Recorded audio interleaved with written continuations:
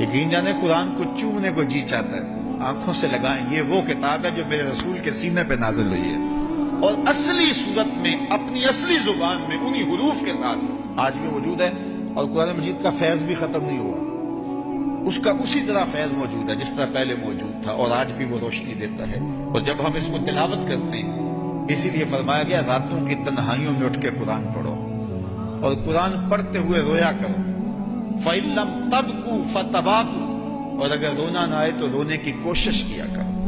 حضرت داتا گنج بخش علی حجویری علیہ رحمہ سے کسی مرید نے کہا، حضرت اگر رونے کی کوشش کریں پھر بھی رونا نہ آئے، فرمایا پھر مقدر پہ رویا کرو۔ اتنے سنگ دل ہو گئے ہو کہ قرآن پڑھنے سے تمہیں رونا نہیں آتا؟ کتنی وہ بابرکت کتاب جو رب کی منزل ہے، جس کو جبریل لے کے آئے، جو رسول اللہ کے سینے پہ نازل ہوئی ہے، اور کتاب وہ ہے، قرآن کہتا ہے کہ پتھروں پہ نازل ہوتی تو وہ ریزہ ریزہ ہو جاتی۔ یہ رسول اللہ کا سینہ تھا جس نے اس کتاب کو سہار لیا۔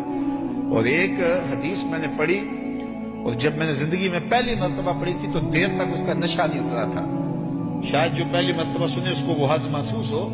فرمایا قرآن اللہ کی وہ لٹکتی ہوئی رسی ہے جس کا ایک سرا تمہارے ہاتھ میں ہے، دوسرا سرا تمہارے رب کے ہاتھ میں ہے۔ ایسے کرنٹ لگتا ہے جسم کے اندر کہ یہ وہ کتاب ہے جس کا ایک سرا تمہارے ہاتھ میں ہے، دوسرا سرا تمہارے رب کے ہاتھ میں۔ تو یار یہ تاریں آ رہی نا بجلی کی، اس میں کرنٹ ہے، ان کو ہاتھ میں پکڑ لیں تو ایک سرا آپ کے ہاتھ میں ہے، لیکن دوسرا سرا پاور ہاؤس سے نہ جڑا ہوا ہو تو کچھ نہیں ہوتا، لیکن اگر دوسرا حصہ پاور ہاؤس سے جڑا ہو تو ہاتھ لگائیں گے تو کرنٹ پڑے گا۔ اللہ اکبر! یہ قرآن یہ ایسی رسی ہے جس کا سرا تم نے پکڑا ہے، کہا اس کا دوسرا سرا خالی نہیں ہے، دوسرا سرا تمہارے رب کے ہاتھ میں، اور اب بھی برابر فیض آ رہا ہے۔ اس کتاب کو کوئی تھام کے تو دیکھے، اس کتاب کے اندر گزر کے تو دیکھے اس میں کیا ہے۔ اس کے عجائب کبھی بھی ختم نہیں ہوں گے۔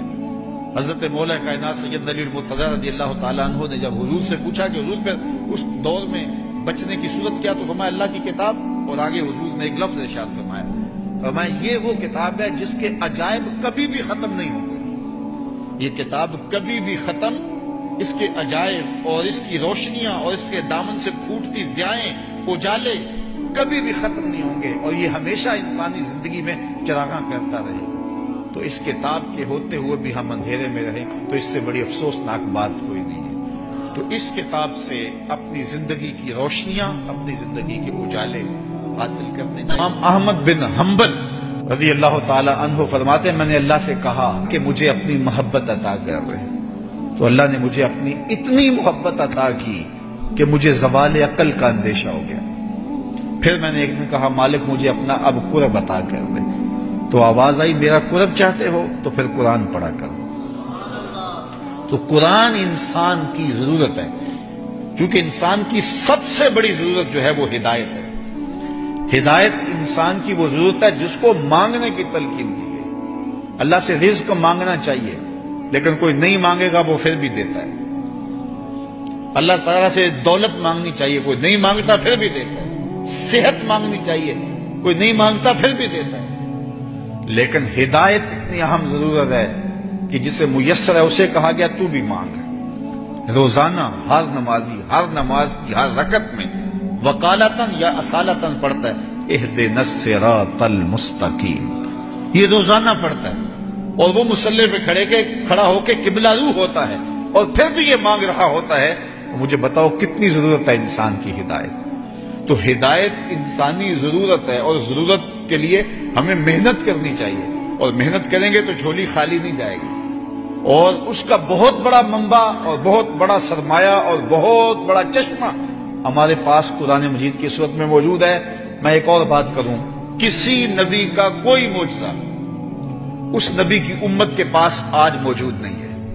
حضرت موسیٰ علیہ السلام کے معجزات تھے، ساتھ لے کے چلے گئے۔ حضرت عیسیٰ علیہ السلام کے معجزات تھے، ساتھ لے کے چلے گئے۔ چھوٹے معجزات نہیں، بڑے بڑے معجزات تھے۔ ید بیضا دیا گیا، اور پھر کوڑی کو ہاتھ پھیرتے شفا ملتی، نابینے کی آنکھوں پہ انگلی رکھتے روشنی اتر آتی، مردے کو ٹھوکر مارتے اٹھ کے باتیں کرنے لگ جاتے۔ کتنی بڑی بات ہے۔ حضرت موسیٰ علیہ السلام کا معجزات دیکھیے، عصا ہے کبھی سام بن جاتا ہے، کبھی جھاڑیاں اس سے توڑتے ہیں، کبھی پتے جھاڑتے ہیں، کبھی رات کو روشنی دیتا ہے۔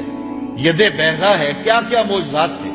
کبھی پتھر پہ مارتے ہیں تو پھٹ جاتا ہے، پانی کے چشمے پھوٹتے ہیں. لیکن آج عصائے موسوی بھی نہیں ہے، آج ید بیضا بھی نہیں ہے. آج جو ہے وہ معجزات نبیوں کے ان کی امتوں کے پاس نہیں ہیں. اور میرے نبی علیہ السلام کا سب سے بڑا معجزہ قرآن آج بھی اصلی صورت میں ہمارے پاس موجود ہے.